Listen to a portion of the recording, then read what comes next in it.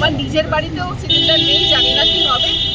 Rice cooker কিনছি, induction ছিলই, আর আমি ভাবছি এখন অন্য কিভাবে রান্না করা যায়। না, এই যে আবার পুরনো দিনে ফিরে যাওয়া, মানে আমরা একটা আধুনিক সভ্যতাতে গ্যাস, এমনকি অনেকের বাড়িতে তো পাইপ লাইনে গ্যাস, তাদের আলাদা করে সিলিন্ডারও নেই, সেখান থেকে আবার কাঠ কয়লাতে ফিরে যাওয়া, এইটা কতটা মানে কঠিন মনে হচ্ছে এখন এই পরিস্থিতি? দেখুন, আমাদের প্যান্ডামিক অনেক কিছু শিখিয়েছিল, কিন্তু সেই শেখাগুলো আমরা তো মনে রাখি। তাই ফিরে যাওয়াটাও আমাদের কি শেখাবে আমি জানি না, তবে এইটুকু বলতে পারি সার্ভাইভ করে যেতে হবে, কারণ পৃথিবীর অবস্থা কোনো দিকেই, বাংলা বলুন বা ইরান বলুন বা যেখানে যে প্রান্তেই যান না কেন, খুব একটা সুন্দর তো নয় এই মুহূর্তে।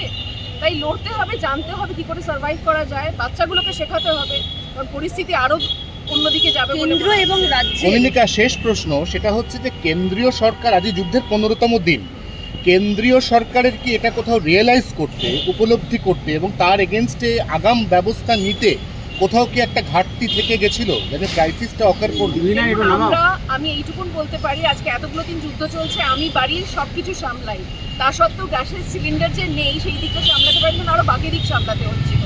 কিন্তু যারা কেন্দ্রীয় সরকারি জায়গায় বসে আছেন তাদেরও নিশ্চয়ই আরো অনেক প্যারামিটার দেখতে হয়, বা এটার ক্ষেত্রেও হয়তো, মানে এটা তো গ্যাস তো আর উড়োজাহাজে উড়ে আসবে না, গ্যাস আসবে শিপে, তার জন্য 1000 পারমিশন দরকার। আর এখন যেরকম অবস্থা, মানে যেভাবে বিভিন্ন জায়গা উড়িয়ে দেওয়া হচ্ছে, যেভাবে বোমা পড়ছে বা যে ধরনের বোমার কথা আমরা এখন কাগজে পড়ছি, সেই জায়গা থেকে সেফটিটার কথা মাথায় রেখে হয়তো একটু দেরি হয়েছে।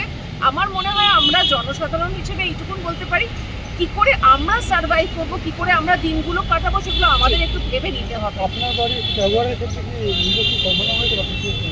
আমি বলেছি যে যা হোক করে আমার বাড়িতে সিলিন্ডার নেই, লাস্ট সিলিন্ডারে কিছুক্ষণ, মানে কিছু দিন, হয়তো 2-1 দিন চলবে।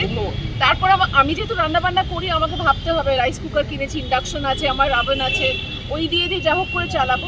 আমাদের বিভিন্নভাবে চেষ্টা করতে হবে, কাঠের জাল হলে কাঠের জালে রাখবো। সেটগুলোর কি পরিস্থিতি, শুটিং সেটগুলো যেখানে কালকে যেটা ঘটেছে, কারণ আমাদের পুরো রান্না বান্না কালকে কাঠের জালে হয়েছে, হয়তো 2টো রান্নাই হয়েছিল এবং আমরা সবাই অনেকক্ষণ না খেয়েছিলাম। আমারটা ওরা বাইরে থেকে এনে দিয়েছিল, কিন্তু আবার রীতিমতো অসুবিধা ছিল। আমাদের সবার একসঙ্গে লাঞ্চ ব্রেক হলো এবং ওদের চিকেন এবং ভাত করা হয়েছিল।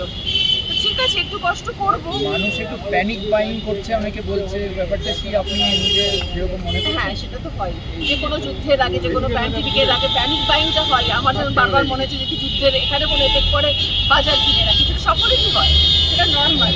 আর একটা কথাই বলতে পারি যে সভ্যতা এগিয়ে চলেছে, সভ্যতা ধ্বংস হয়েছে, সভ্যতা এসেছে, এর সঙ্গে আমাদের কি করে আমরা বাঁচবো সেটাকে ভাবতে হবে।